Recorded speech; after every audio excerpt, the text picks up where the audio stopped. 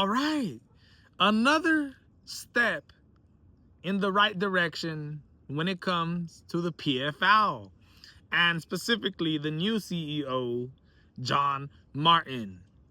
Guys, in the last year, the PFL has changed drastically. Not only did Peter Murray, the ex-CEO, leave the company, also Don Davis, yes, the founder of the Professional Fighters League, just made a statement and has officially left the PFL as soon as John Martin came into the game. And of course, John Martin was going to cause trouble because he has a whole different mindset when it comes to MMA. He didn't believe in the point system when honestly, I don't think nobody did. I think, at first it might have been a little different. It might have been a little exciting for different type of people. But to be honest, I didn't think it was a smart move, and it was too hard to keep track of, the playoff system and the point system.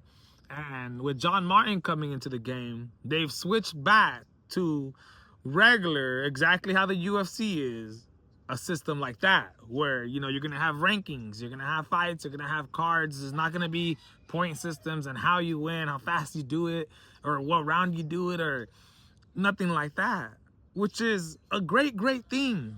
And now that we see the breaking news that Jake Paul has officially unsigned, finished his contract with PFL. He signed a multi-fight deal to put on multiple fights in the PFL and help out him and Nikita, who, they both run MVP, both got equity, both got stake in the company, and we're supposed to have the PFL super fight division where they put on pay-per-view events. Now, look, you guys, as much as the statement that Don Davis released to us seemed like he really cared about the PFL, at the end of the day, he might have been one of the reasons why it ended up being the way it is now. He's the one who signed Francis Ngannou to a crazy deal, trying to make an example, trying to get big names when really they had no fighters for him to fight. It's hard to make money off of him. Instead, you're losing money, especially on the way his contract was set up. And Jake Paul was supposed to fight, and he never even fought, right? He had a multi-fight deal, never even fought, had stake in the company. Well, in his little pay-per-view thing that he was doing with the super fight division, he signed a contract where 50% of revenue that they made off of these pay-per-view events were gonna go to the fighters. 50% of revenues, a split, was gonna go to the fighters for all pay-per-view sales. Now, that's absolutely amazing for the fighters. But my goodness, 50% of pay-per-view sales. That's the reason why John Martin came in here and said, hell nah, we're completely crumbling. They're losing money. We got to do something. We got to cut people. We've got to cut fighters. We need to come back to the States, focus on, locations where the UFC isn't going no more, specifically like right here. If you're watching this video, how long has it been since the UFC been where you live? I live in Fresno. They haven't been here since COVID started, and I don't think they're ever coming back. I think if PFL, if Cage Warriors, any organization like that came over here to the Seymour Center, people would love to go, and it would be exciting as hell.